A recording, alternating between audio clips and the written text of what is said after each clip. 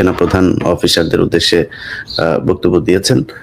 আপনারা জানেন গত কয়েকদিন ধরেই সেনাপ্রধানের নানান ধরনের কি বলবো যে বানরের মতো চক্কর খাচ্ছেন তিনি। এই বাদরামি করতে করতে তিনি বেশ কিছু এটাকে বলা চলে যে রাষ্ট্রের যে আইন সে আইনকেও লঙ্ঘন করছেন তিনি। তো তাকে মনে করতে হবে যে তার মতো কিছু কুলাঙ্গার কিছু আওয়ামী সেনাবাহিনীর কথায় পুরো সেনাবাহিনী উঠবে বসবে না। কিছু ইউটিউবারকে ভাড়া করে তারপরে তিনি নিজে যা মনে চায় তাই করতে পারবেন। এই দেশের মানুষ আওয়ামী লীগকে আবার ফেরানোর সেই মেজাজে নাই। আমি সেই অফিসারদের উদ্দেশ্যে তিনি কি বক্তব্য দিয়েছেন সেই বক্তব্যটা আপনাদেরকে চুম্বকাংশ শোনাবো, কারণ পুরোটা অনেক লম্বা। তার আগে কিছু কথা বলে নিই যে আমার মনে হয় সেনাপ্রধানের এই বক্তব্যটা আপনাদের আগে গুরুত্বপূর্ণ জায়গাগুলো শোনা। সেটা হচ্ছে কর্তব্যরত অফিসারদের উদ্দেশ্যে সেনাপ্রধানের বক্তব্য 21 মে 2025। কর্তব্যরত ব্যক্তি ব্যতীত দেশের সকল সেনানিবাস ও জাতিসংঘ মিশনে মোতায়েন সকল সেনা অফিসার এই অনুষ্ঠানে যোগদান করেন। প্রথম অংশে সেনাপ্রধান অফিসারদের উদ্দেশ্যে প্রায় 30 মিনিট বক্তব্য রাখেন এবং এরপর প্রায় 1 ঘন্টা 15 মিনিট অফিসারদের প্রশ্নের উত্তর দেন। এখানে 2 নম্বরে বলা হয়েছে, সাধারণভাবে সেনাপ্রধানকে বেশ ক্লান্ত, খানিকটা হতাশ ও স্বভাব বিরুদ্ধভাবে উত্তেজিত দেখা গেছে। তার প্রাথমিক বক্তব্যে তিনি নিরলসভাবে কাজ করে দেশের প্রতি দায়িত্ব পালনের জন্য সেনাবাহিনীর সকল সদস্যকে অভিনন্দন জানান। তবে বিভিন্ন কারণে সে দেশের শান্তি শৃঙ্খলা সহ সার্বিক পরিস্থিতি সম্পর্কে তিনি হতাশা ব্যক্ত করেন। তার বক্তব্য ও প্রশ্ন উত্তরের পর্বের আলোচনার উল্লেখযোগ্য অংশসমূহ নিম্নরূপ। আচ্ছা, এখানে তিনি বলেছেন যে সার্বিকভাবে দেশে একটি অরাজক পরিস্থিতি বিরাজ করছে বলে তিনি উল্লেখ করেন। সময়ের সাথে পরিস্থিতির আরো অবনতি হচ্ছে বলেও তিনি উল্লেখ করেন। আইন শৃঙ্খলা বাহিনী, বেসামরিক প্রশাসন সহ সকল সংস্থা ভেঙে পড়েছে এবং পুনর্গঠিত হতে পারছে না। শুধুমাত্র সশস্ত্র বাহিনী এখানে এখন পর্যন্ত টিকে আছে এবং দেশের স্থিতিশীলতার রক্ষায় কাজ করে যাচ্ছে বলে এই অংশটা খুবই গুরুত্বপূর্ণ। আজকের এই যে বক্তব্যটা দেওয়ার জন্য তিনি গত 9 মাস ধরে, আপনাদের মনে আছে, প্রথমে ঢাকা বিশ্ববিদ্যালয়ে একটা ছেলেকে পাগল সাজিয়ে তারপর মারা হলো। এরপরে সংঘবদ্ধভাবে আপনার ধর্ষণের ঘটনা ঘটলো। এই কয়েকদিন আগে ঢাকা বিশ্ববিদ্যালয়ে একজন শিক্ষার্থীকে মারা হলো, যে কিনা বিএনপি সমর্থক একজন ছাত্র ছিল, অর্থাৎ ছাত্রদল সমর্থক। এখন এই যে ঘটনাগুলো ঘটিয়ে দেখেন কি করা হলো, ভিসির সাথে মুখোমুখি করা হলো বিএনপিকে। ওইদিকে আপনার আসিফ মাহমুদের বিরুদ্ধে বিএনপিকে উস্কে দেওয়া হয়েছে সিটি কর্পোরেশন ইশরাককে বসানোর জন্য। আমি মনে করি ইশরাক এখানে এই জোর জুলুম করে তারপরে বসার জন্য ইশরাক ছেঁচড়ামো করে তারপরে সিটি কর্পোরেশনে বসার মতো ছিল না। সামনে যদি মেয়র ইলেকশন হয়, কোন নির্বাচিত সরকার হলে সেইভাবেও তার যাওয়ার সুযোগ আছে, কিন্তু তাকে উস্কে দিয়ে তারপরে আসিফ মাহমুদের বিরুদ্ধে লাগানো হয়েছে। এই জায়গায় একটা বড় ভূমিকা পালন করেছে আসিফ নজরুল। আমি অনেক কিছু আপনাদেরকে কার কার সাথে কথা হয়েছে সেগুলো উল্লেখ করছি না, তবে এইটুকু আমি তাদের সাথে কথা বলে যেটা দেখেছি যে আসিফ নজরুল 2 দিকে ঢোলের তিনি বাড়ি দিয়েছেন। এই পক্ষকে উত্তেজিত করেছেন, এই পক্ষকে বলেছেন তুমি এটা করো। সো সে সরকারে থেকে ইশরাককে বসতে দেবে না এটা যেমন বলছে, সে আবার ইশরাককে বলছে যে এই সরকারে সে নাম ধরে কয়েকজনের কথা বলেছে যে এই ব্যক্তি নাকি ইশরাককে বসতে দিচ্ছে না, যে কারণে বিএনপি তাদের বিরুদ্ধে এখন খেপছে। তো এই কাজটা সেনাপ্রধান অনেক আগেই করতে চেয়েছে, অনেক আগে থেকে চেষ্টা চালিয়ে যাচ্ছে দেশে একটা অস্থিতিশীল পরিস্থিতি বিরাজ করুক এবং মানুষ ইউনূস সরকারের প্রতি একটা বিরূপ একটা পরিস্থিতি তৈরি করে তারপরে তাদেরকে সেনাবাহিনীর কাছে যাতে সারেন্ডার করে যে স্যার আপনারাই ক্ষমতা হাতে তুলে নেন। এই চেষ্টা তিনি 5 তারিখের আগে 3 তারিখ থেকেই শুরু করেছে। তার ইচ্ছা ছিল আসিফ নজরুলকে প্রধান উপদেষ্টা করে তারপর একটা সরকার গঠন হবে, আর আসিফ নজরুলকে দিয়ে তিনি যেভাবে চান সেভাবে করতে পারবেন, কিন্তু সেটা সম্ভব হয় নাই। আমি সরকারকে বলবো অতি সত্বর ডিজিএফআই এর এই সোর্স আসিফ নজরুলকে দ্রুত সরকারের উপদেষ্টা থেকে বহিষ্কার করা হোক। তারপরে তিনি বলেছেন যে 5 আগস্ট হতে এ পর্যন্ত দেশের সার্বিক পরিস্থিতি স্থিতিশীল রাখতে সেনাবাহিনী অক্লান্ত নিঃস্বার্থ ভূমিকা পালন করতে সেনাবাহিনী ও সেনাপ্রধানকে টার্গেট করা হচ্ছে বলে তিনি হতাশা ব্যক্ত করেন। সেনাবাহিনী ভালো করেন এই 5 তারিখের পর থেকে। আপনারা সারা দেশে আপনাদেরকে ম্যাজিস্ট্রেসি পাওয়ার দেওয়া হয়েছে। এই সেনাপ্রধানের আপনার তাদের যেই সব উচ্চ পদস্থ যেই জায়গা থেকে তাদের কমেন্ট করা হয়, সেই জায়গা থেকে আমি অন্তত 20 জন মেজর ক্যাপ্টেন তাদের সাথে কথা বলে শুনেছি যে তাদেরকে কাজ করতে দেওয়া হয় না। তারপর তারা বলছে ভাই আমাদেরকে রাস্তায় কেন নামিয়েছে আমরা জানি না, আমাদের সব পাওয়ার আছে কিন্তু আমাদেরকে কোনো কিছু, অস্ত্র উদ্ধার করতে পর্যন্ত তাদেরকে দেওয়া হয় না। অস্ত্র উদ্ধার করতে গেলে আমি দক্ষিণবঙ্গের যে কোনো একজন অফিসারের কাছ থেকে শুনেছিলাম যে ভাই আমরা অস্ত্র উদ্ধার করতে যাই, আমরা তো এটা আগে আমাদের রিপোর্ট করতে হয়, এবং যেখানে যেখানে রিপোর্ট করে এর বাইরে অন্য কেউ জানার কথা না, কিন্তু তারা অস্ত্র উদ্ধার করতে যখন যায় যে দেখা যায় 5 মিনিট আগে, 3 মিনিট আগে, 2 মিনিট আগে তিনি পলাতক। তার মানে যাদেরকে তারা রিপোর্ট করছে তার অফিসারদেরকে তারা এটা জানিয়ে দিচ্ছেন যে এখান থেকে সরে যাও। আওয়ামী লীগের এই লোকজনকে তারা এইভাবে বাঁচাচ্ছে। আচ্ছা, এরপরে বলা হয়েছে যে জাতিসংঘ কর্তৃক জুলাই আগস্ট বিষয়ে যে প্রতিবেদন তৈরি করা হয়েছে তাতে সেনাবাহিনীর কোনো বক্তব্য নেওয়া হয়নি। ডক্টর ইউনূস এটা নিতে দেয় নাই জাতিসংঘকে, মানে জাতিসংঘ যেই রিপোর্ট দিয়েছে সেই রিপোর্ট সেনাপ্রধানের পছন্দ হয় নাই। ওনার কাছে দিলে উনি আরেকটু সুন্দর করে করতেন, এইখানে সেনাবাহিনীর কোনো সমস্যা ছিল না, সেনাবাহিনী কোনো কিছু করে নাই, সেনাবাহিনী গুলি করে নাই, এগুলো জামাত শিবিরের লোকজন সেনাবাহিনীর পোশাক পরে, বিডিআর এর পোশাক পরে গুলি করেছে, এটা উনি বানায় ফেলতেন, যে কারণে ওনার ওটা পছন্দ হয় নাই। তারপরে তিনি বলেছেন সংস্কারের বিষয়ে তিনি সংস্কার চান, তবে তিনি যেভাবে চান সেইভাবে এই সরকার করছেন না।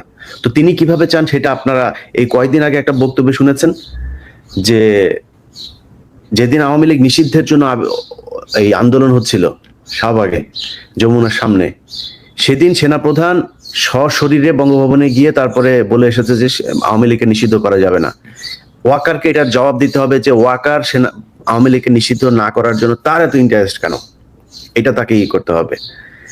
তারপরে সে সরকারের এই সংস্কারের ভেতরে কয়দিন আগে আপনি হাসনাতকে আপনারা জানেন যে ডেকে নিয়ে যেয়ে তারপরে থ্রেট করা হয়েছে যে তোমরা বেশি বুঝো না, বেশি ফাল পারো না, হ্যাঁ, সেই পোস্ট আপনারা দেখেছেন। যদিও সেটাকে পরবর্তীতে সার্জিস এবং অন্যান্যদেরকে দিয়ে এটা কিছুটা ব্যালেন্স করার চেষ্টা করেছে, সেটা তারা করতে বাধ্য হয়েছে। সেনাপ্রধানকে জবাব দিতে হবে, হাসনাতকে ডেকে নিয়ে আওয়ামী লীগ নিষিদ্ধ করা যাবে না, এই দায়িত্ব সেনাপ্রধানকে কে দিয়েছে? মানবিক করিডোরের মতো স্পর্শকাতর ও ঝুঁকিপূর্ণ সিদ্ধান্ত নেওয়ার এখতিয়ার বর্তমান সরকারের নেই বলে তিনি উল্লেখ করেন। তিনি বলেন শুধুমাত্র একটি নির্বাচিত রাজনৈতিক সরকারই যথেষ্ট পদ্ধতি অনুসরণ পূর্বক এরূপ সিদ্ধান্ত নিতে পারেন। তিনি করিডোরের বিশাল একজন বিরোধী মানুষ। সেনাপ্রধান, তোমার আম্মা শেখ হাসিনা এই পুরো বাংলাদেশটাই ইন্ডিয়ার করিডোর বানিয়ে রেখেছিল, এর আলাদা কোনো অস্তিত্ব পৃথিবীর বুকে ছিল না, এর পুরো সার্বভৌমত্ব স্বাধীনতা দখল করেছিল ভারত। তুমি কই ছিলাও?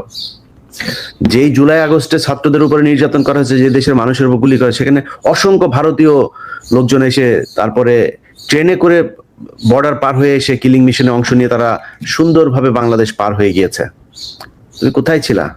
তোমার ক্যান্টনমেন্টে বসে তারপরে আসিফ নজরুল্লাহ, তোমার অফিসাররা বসে সেনাবাহিনী, এই ভারতীয় সেনাবাহিনীর গোয়েন্দা সংস্থার লোকজনের সাথে বৈঠক করেছে।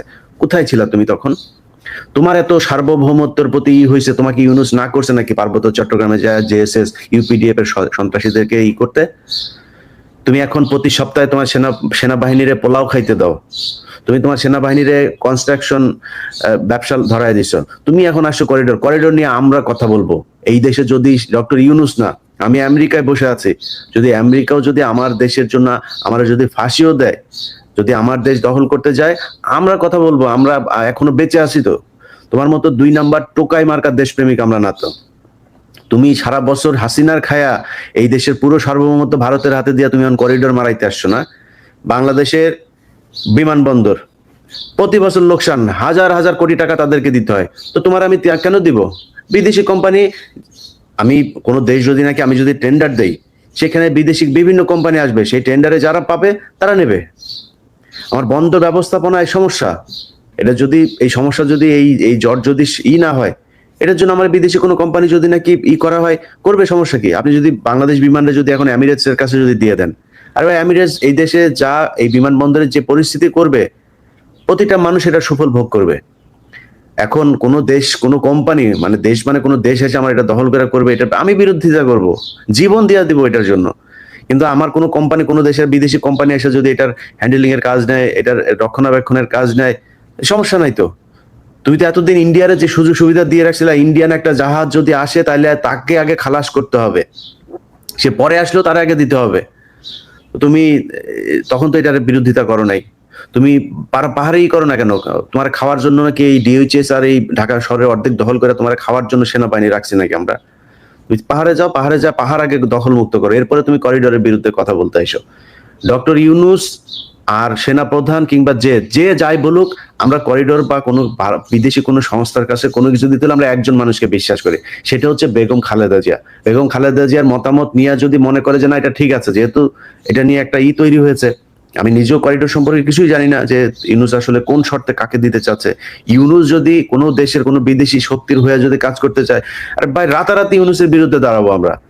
যেহেতু এটা নিয়ে একটা বিতর্ক তৈরি হয়েছে, আমি মনে করি এর মধ্যস্থকারী হিসাবে খালেদা জিয়াকে রাখা যাইতে পারে, এবং বেগম খালেদা জিয়া যেটা বলবে সেটাই হবে। একজন বিশ্বস্ত দেশপ্রেমিক, তিনি কোনোদিন এই দেশের বিরুদ্ধে যায় এমন কোনো কিছু করবেন না। সো খালেদা জিয়াকে আনেন, এনে আপনারা বসেন, বসে এটা কি করবেন সেটা সিদ্ধান্ত নেন। ওয়াকার এটার জন্য কষ্ট পাচ্ছে, সে লিখেছে এখানে যে there will be no corridor. এখানে সে এটার মানে কোট আনকোট একটা দিয়েছে এই লেখাটার ভিতরে, তিনি স্পষ্ট ভাবে বলেন, এটা লেখার আগে বলেছেন। যাই হোক, ওয়াকারের কাছে আমাদের দেশপ্রেম, উনি ইন্ডিয়ান মাল, ইন্ডিয়া যাও, তোমার আম্মু ইন্ডিয়া গিয়েছে, ইন্ডিয়াতে যাও। আচ্ছা, এরপরেই বলেছে একইভাবে চট্টগ্রাম বন্দরের বিষয়ে কোনো সিদ্ধান্ত নেওয়ার এখতিয়ার এই সরকারের নেই। একের পর এক গার্মেন্টস ফ্যাক্টরি বন্ধ হয়ে যাচ্ছে উল্লেখ করে তিনি বলেন এই বিষয়টি সরকারের কোনো ভূক্ষেপ নেই। তুই কি পাল ফালাস? তোর ডিজিএফআই সারাদিন আকাম করে এই গার্মেন্টস এর পোলাপানের কাছে যায় কাটি মারে এদেরকে করার জন্য। ওই বিভিন্ন কারখানাগুলো নষ্ট হয়ে যাওয়ার পেছনে তোর লোক দায়ী, তুই করছিস। ওই যে গাজীপুর এলাকায় এক ডিজিএফআই একটা দিয়ে রাখছে, ব্রিগেডিয়ার জেনারেল একজন, এটা ছিল আত্মীয়, ওই সিলেটের ওই যে এক আছে না, ওই যে মাগুর একটা আছে না আপনার লন্ডনে পৌরসভার মেয়র বা কিছু একটা ছিল, তার আত্মীয়, তার সাথে ছবি টবিও আছে, আমার কাছে আছে ওগুলো, তারা নিয়ে এসে দিয়েছে। তো এরা তো সারাক্ষণ এই গুটিবাজি করে অস্থিরতা করে। এখন আজকে সে এখানে বলেছে যে এটা করছে। তোমার ম্যাজিস্ট্রেসি পাওয়ার দেওয়া হয়েছে, তুমি সরকারের পার্ট তো তুমিও, তোমার সরকার তো সেই দায়িত্ব দিয়েছে। তুই ওখানে না যায়, তুই এনে গুটিবাজি করে সারাদিন ভারতের সাথে, তোর বউর ফোন দিয়া তুই সারাদিন শেখ হাসিনার সাথে আলাপ মারিস কেন? তোর ওই জন্য তোর সেনাপ্রধান বানানো হয়েছে নাকি? তারপরে বলেছে যে গত 20 মে 2025 তারিখ রাতে অনুষ্ঠিত সভায়, এর পূর্ব রাতে সেনা ভবনে কোনো গোপন সভা হয়েছিল কিনা এ বিষয়ে সরকার কর্তৃক জিজ্ঞাসিত হন বলে সেনাপ্রধান উল্লেখ করেন। মানে তো ওনাকে সেনাপ্রধান, এই রাষ্ট্রপ্রধান ডক্টর ইউনূস জিজ্ঞাসা করেছেন, সেনাপ্রধান যে কোনো সময় অর্পিত দায়িত্বের খাতিরে সভা আয়োজন করতে পারেন, তোমার যে কোনো সময় সরকার প্রধান জিজ্ঞাসাও করতে পারেন, তোমার এই আইন জানা উচিত। তারপরে খুব মজার একটা কথা তিনি বলেছেন যে গত 9 মাস ধরে সেনাপ্রধান হিসেবে অভিভাবকহীন হয়ে রয়েছেন বলে তিনি কয়েকবার উল্লেখ করেন। এ বিষয়ে তিনি বলেন যে তিনি একটি চাতক পাখির মতো একটি নির্বাচিত রাজনৈতিক সরকারের জন্য রাজনৈতিক নেতাদের দিকে তাকিয়ে আছেন। একটি নির্বাচিত সরকার সেনাবাহিনীর জন্য অভিভাবক হিসেবে দায়িত্ব পালন করবে। বাটপার, তোর সময়ে 2024 সালে নির্বাচন হয়েছে না? চাতক পাখির মতো এই পলিটিক্যাল দলের দিকে তাকায়াছিলি? তুই তো তাকায়াছিলি তোর আম্মার দিকে। তখন তুই খালেদা জিয়ার বাসায় যে তুই দৌড়ায় গেলি, বাটপাড়ির রাজনীতি মারাও, তোমার এই রাজনীতি আমরা বুঝি না। তুই খালেদা জিয়ার বাসায় গিয়ে খালেদা জিয়ার সাথে এখন প্রীতি, তোর তো প্রীতি না করে উপায় নাই, তুই এই জন্য খালেদা জিয়ার বাসায় গেছিস। 24 আগে কেন গেলি না? 24 আগে যায় খালেদা জিয়ারে কেন করলি না যে আপা ম্যাডাম আপনাকে লাগবে আমাদের? তারেক রহমানের ফোন করছিলি? বিএনপির কোন নেতারে ফোন করছিলি? তোর মা যা বলেছে তুই সেভাবে 2024 সালে নির্বাচন করে দিয়েছিস। এই দেশের মানুষ তোদের দিকে চাতক পাখির মতো তাকায় ছিল। তোরা কিছু করছিস এই দেশের মানুষের জন্য? তুই তো সেই বাটপার যে কিনা সেনাবাহিনীকে বলেছিলি যে সেনাবাহিনীর এই কি বলে অস্ত্র দিয়েছে সরকারকে রক্ষা করতে হবে, কথা বলছিলি না তুই? তোর এই রেকর্ডটা আমরা পাওয়ার চেষ্টা করতেছি, পাবো কিনা জানি না, পেয়ে যাইতেও পারি। তুই যে 3 তারিখ 2 তারিখ কি আদেশ দিয়েছিলি এইসব আমরা জানবো। তুই যখন কিনা এই ব্ল্যাক আউট করে পোলাপানরা যে হত্যা করা হইলো, তুই কই ছিলি তখন? তো তখন উদ্বিগ্ন হইস নাই তুই এতগুলি মানুষটা যে মারলো? তুই আর তোর বিডিআর এর লোকজনের দিয়া তুই করছিস, গুলি করাইছিস মানুষকে। তো সেনাবাহিনীর লোক দিয়া গুলি করে 5 তারিখ সকালেও তুই গুলি করাইছিস। তুই তো সেই বাটপার। তুই এখন আসছিস চাতক পাখির মতো রাজনৈতিক দল ইলেকশন করবে সেটার জন্য তাকায়। মানে যদি একটা নির্বাচিত সরকার আসে, ইউনূস এখান থেকে সরাই দেয়, তাইলে তোমার সুবিধা হবে গুটিবাজি করতে, তাই না? এই জন্য এখন নির্বাচিত সরকারের তাড়াতাড়ি আনার জন্য চেষ্টা পায়তারা করতেছ, সব লোকজনের কিনে নিয়ে এখন তাদেরকে দিয়ে করতেছ। এগুলি আমরা খুব ভালো করে বুঝি। যাই হোক প্রিয় দর্শক, এরকম লম্বা বিশাল ফিরিস্তি আছে, আমি আপনাদের সামনে বিষয়টা খুব জরুরি এই জন্য দ্রুত জানানোর চেষ্টা করলাম। বাংলাদেশের মানুষকে সজাগ থাকতে হবে, বিশেষ করে বিএনপির ভাইদের কাছে অনুরোধ। দেখেন, সামনে নির্বাচন হবে, নির্বাচন হইতেই হবে, এটা ডক্টর ইউনূসও বলেছেন, জুনের বাইরে নির্বাচন যাবে না। আপনাদেরকে এই সেনাবাহিনীর এই ডিজিএফআই এরাই নানান ধরনের কথাবার্তা বলে আপনাদেরকে উদ্বিগ্ন করার চেষ্টা করবে, আপনাদেরকে একটা সিদ্ধান্তহীনতার ভেতরে নিয়ে যাওয়ার চেষ্টা করবে। আপনাদেরকে মাথায় রাখতে হবে এই দেশের মানুষ নির্বাচন চায়, রাজনীতি, আমি নিজেও চাই খুব দ্রুত একটা নির্বাচন হোক, এবং সেই নির্বাচন আমার বিশ্বাস ডক্টর ইউনূস দেবেন। এবং ডক্টর ইউনূস এমন কোনো জিনিস করে যেতে পারবে না যেটা বাংলাদেশের সরকার চায় না। আপনারা তাদের সাথে আলোচনা করুন, কিন্তু এই সেনাপ্রধানকে আপনাদের বুঝতে হবে যে এ হচ্ছে ইন্ডিয়ান মাল, আওয়ামী লীগের মাল। এই আওয়ামী লীগের মালের কথাবার্তা শুনে আপনারা সরকারের বিরুদ্ধে কোনো ধরনের উস্কানিমূলক বক্তব্য, কার্যক্রম কোনো কিছু করবেন না, এটা আমাদের প্রত্যাশা। ছাত্র ভাইদেরকে বলবো, ভাই দেখেন আপনাদের হাতে এখনো সময় আছে, আপনাদেরকে প্রমাণ করতে হবে যে আপনারা আসলে দেশপ্রেমিক। এই আসিফ নজরুল থেকে সরাই আপনারা যদি 6 মাস সময়ও পান, এই 6 মাসে দেখাই যেতে হবে যে না, বাংলাদেশে আসলেই একটা ভালো কিছু আপনারা করে গেছে। সেটার জন্য আসিফ নজরুলকে এখান থেকে সরাইতে হবে। আর অন্যান্য যারা আছেন, যেসব ইউটিউবাররা ভাড়াটে হিসাবে খাটছেন, আপনাদেরকে আমরা খুব ভালো করে জানি। ওয়াকারের পক্ষে কথা বলেন আপনারা কিসের জন্য? আপনারা তো সেই মাল যে কিনা মাল খাওয়ার জন্য তারপরে আপনারা বিভিন্ন কোম্পানির কাছ থেকে টাকা পয়সা নেন। আপনাদের মতো মালেরা এসে আমাদেরকে দেশপ্রেম শেখান। সেনাপ্রধানের মাসিক বেতন নিয়ে তারপরে আমাদের কেন দেশপ্রেম শিখাইতে আসিস? তোরও পিছন দিয়া ঢুকাবে শালার, তুই জানিস না তোরে যে তুই যে দেশে কয়দিন পরে যাবি, তুই যাওয়ার পরে তারপরে তোরে তো পেদাবে। তুই সেনাপ্রধানের ফাঁদে পাদেছিস 2,70,000 80,000 টাকা বেতনের জন্য। এই সেনাপ্রধান আওয়ামী লীগকে চায় আনতে, তুই বুঝতেছিস সামনে কি অবস্থা? আওয়ামী লীগকে আনবে, ভারতকে আবার বিভিন্ন জায়গায় তাদের জায়গাগুলো সুন্দর করে দিবে। এটা হচ্ছে সেনাপ্রধান। আপনার কোনো ধোকাবাজি, ধান্দাবাজিতে এই ইউটিউবার ভাড়া করে লাভ হবে? আপনাকে খুব স্পষ্টভাবে কিছু জায়গা মানুষের সামনে পরিষ্কার করতে হবে। প্রথম জায়গা, বিডিআরের বিচার নিশ্চিত করতে হবে, তাইলে বুঝবো আপনি দেশপ্রেমিক। আওয়ামী লীগের যেসব লোকজন এখনো ডিওএইচএস এ পলাতক আছে, যাদেরকে আপনি লুকিয়ে রেখেছেন, আপনার অফিসাররা লুকিয়ে রেখেছে, তাদেরকে বের করে আইনের মুখোমুখি করতে হবে। সেনাবাহিনীকে ম্যাজিস্ট্রেসি পাওয়ার দেওয়া হয়েছে, সারা দেশে সারাশি অভিযান চালান। অভিযান চালায় আওয়ামী লীগের লোকজনকে ধরেন। অস্ত্র কারা এতদিন অস্ত্রবাজি করেছে, মামলার আসামি কারা, তাদেরকে ধরেন। আপনারা কোনো কিছুই করেন না। আপনি উল্টা বলছেন সরকার, আপনারা কি ব্যারাকে রাখা হয়েছে? আপনাকে ম্যাজিস্ট্রেসি পাওয়ার দিয়ে বাইরে রাখা হয়েছে। আপনি কারে দোষ চাপান? আপনি প্যারালাল গভর্নমেন্ট হিসেবে আপনাকে কাজ করার ক্ষমতা দেওয়া হয়েছে, আপনি সে সেনা ইউনূসের উপরে দোষ চাপাচ্ছেন। যাই হোক, আমরা বিষয়টি নিয়ে প্রচন্ড রকমের উদ্বিগ্ন আমরা নিজেরাও। সো আমরা দেশবাসীকে বিষয়টা পরিষ্কার করার চেষ্টা করেছি আমি আমার জায়গা থেকে। আশা করি আপনারা বুঝতে পেরেছেন। সবাইকে সজাগ থাকতে হবে প্রতিটা মুহূর্ত পর্যন্ত, যতক্ষণ না পর্যন্ত বাংলাদেশে একটা নির্বাচিত সরকার না আসছে এবং সেই সরকারের নেতৃত্বে যারা থাকবে তারা যতক্ষণ স্যাটিসফাইড না। আমি যদি ছোট করে বলি যে তারেক রহমান দেশে যায়নি এখন পর্যন্ত, কেন যায়নি? আপনার কি মনে হয় তারেক রহমান ইউনূসের ভয় যায় নাই? এই সেনাপ্রধানের ভয় যায় নাই? তারেক রহমান আপনাদের কাছে ভাই, অনেকের কাছে আমার মনে হইতে পারে যে আমি এখন হয়তো বা আপনার কারো পক্ষে ভাই, আমি কারো পক্ষে যে কথা বলি না এটা কয়দিন, মানে যখন একজন আজকে বলেন তার পক্ষে বলি, পরশুদিন বুঝতে পারেন যে না, এই তো আসলে এর লোক না। সো আশা করি দিন শেষে বুঝতে পারবেন। ভাই বিশ্বাস করেন, বাংলাদেশে যদি নাকি একটা নির্বাচিত সরকার আসে এবং সেটার প্রধান যদি নাকি তারেক রহমান হন, আমি আপনাদেরকে কথা দিলাম, মানে আমি আমার নিজের জায়গা থেকে আমি যতটুকু বুঝতে শিখেছি তারেক রহমানকে, বিএনপির বিগত দিনে যে সরকার ছিল তার চেয়ে অনেক ভালো কিছু একটা দেখবেন। আমি আপনাদেরকে কথা দিলাম, যদি নাকি খারাপ কিছু দেখেন, যদি অন্যরকম কিছু হয়, লুটপাট হয়, তারেক রহমান বিদেশি কোনো শক্তির হয়ে কাজ করে, আমি বললাম আমি ফার্স্ট পার্সন হব যে কিনা আপনাদের সাথে দাঁড়াবো, তারেক রহমানের বিরুদ্ধে দাঁড়াবো। কিন্তু আমি এখন পর্যন্ত তারেক রহমান সম্পর্কে, তারেক রহমানের এখনকার যেই তার চিন্তা ভাবনা, তার যেসব মানুষজনের সাথে তিনি এই রাষ্ট্র নিয়ে কথা বলেন, আমি সেটা থেকে আপনাদেরকে বলছি যে তারেক রহমান একটা ভালো কিছু আপনাদের সামনে। এখন আপনি যে বিএনপিকে দেখছেন, বিএনপি এরকম থাকবে না, বিশ্বাস করেন, এরকম থাকবে না। বিএনপির অনেক নেতা আছে যাদের উপরে তারেক রহমানের শতভাগ কর্তৃত্ব নাই, যে কারণে অনেক কিছু তিনি করতে পারছেন না। চাইলেও অনেক ব্যাপারে তিনি এখন নিশ্চুপ থাকছেন, তিনি দেশে ফিরলে সেটা দেখতে পারবেন। সো আমরাও চাই। আর যদি জামাত আসে, আমাদের জামাতকে নিয়েও কোনো বড় ধরনের কোনো অভিযোগ নাই যে জামাত এসে তারপরে দেশকে বিক্রি করে দেবে। তাদের কিছু নেতা আছে যারা কিনা রয়ের সাথে কানেক্টেড, নানানভাবে জামাতকে বিতর্কিত করার চেষ্টা করছে। তো এটার ব্যাপারে আমার কোনো আপত্তি নাই। তারাও যদি আসে, আমি মনে করি দেশ নিশ্চিন্ত একটা জায়গায় যাবে।